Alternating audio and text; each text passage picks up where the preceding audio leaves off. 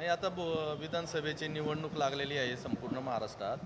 विधानसभेच्या निवडणुकीसाठी मी शिवसेना पक्षात प्रवेश केल्यामुळं, शिवसेनेतून इच्छुक असल्यामुळं शिवसेना आणि राष्ट्रवादी काँग्रेस पक्ष महाविकास आघाडी, राष्ट्रीय काँग्रेस पक्ष महाविकास आघाडी म्हणून लढत आहेत. तर महाविकास आघाडीमध्ये मी इच्छुक उमेदवार असल्यामुळे पवार साहेबांच्या भेटीला मी त्यांचे आशीर्वाद घेण्यासाठी या ठिकाणी आलो होतो.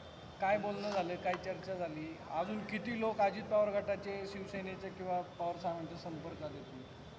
पवार साहेबांना मी एक इच्छुक उमेदवार म्हणून भेटायला आलो आणि साहेबांना जनतेमध्ये भोसरीमध्ये माझ्या नावाला किती पसंती आहे किंवा मी जनतेमध्ये जाऊन कशा पद्धतीने चांगल्या प्रकारे निवडणूक लढू शकतो हे साहेबांना कळवलं आणि साहेबांना सांगितलं तुमचा आशीर्वाद माझ्यासोबत असावा आणि जरी मला उमेदवारी नाही मिळाली तरी मी महाविकास आघाडीचेच काम करणार आहे असे साहेबांना सांगितलं.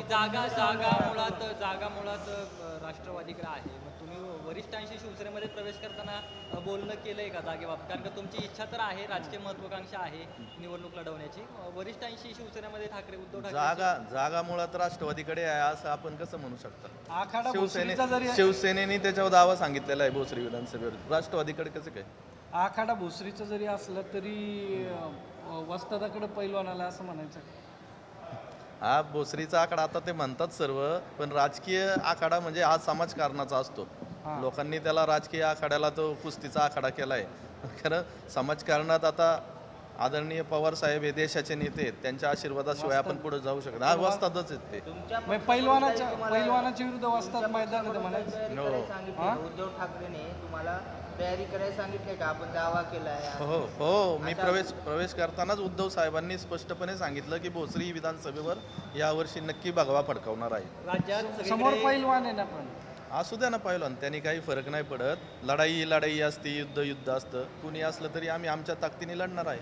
पण वस्ताद तुमच्या वस्ताद आहेतच ना सोबत.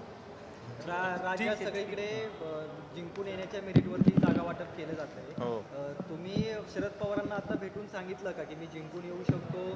काय नेमकं बोलणं झालं पवार साहेबांना मी सांगितलं, मी 2 वेळा मतदारसंघ संपूर्ण माझा फिरून झालेला आहे. युवकांचा आणि भोसरी मतदारसंघातील सर्व जनतेचा खूप चांगला प्रतिसाद आहे. खूप चांगल्या पद्धतीने मी निवडणूक लढू शकतो आणि जिंकू शकतो. त्यामुळे साहेबांचा आशीर्वाद मला अपेक्षित होता, तो घेण्यासाठी मी आलो. तुम्ही शिवसेनेला जागा सोडा असं सांगायला?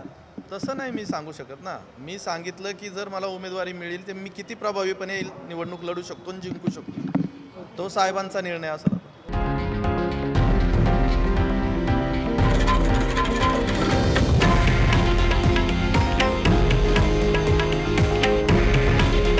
हे आहे देशातील नंबर 1 न्यूज नेटवर्क आणि आपण पाहत आहात TV9 मराठी. काळजी तुमची, हित महाराष्ट्राचं.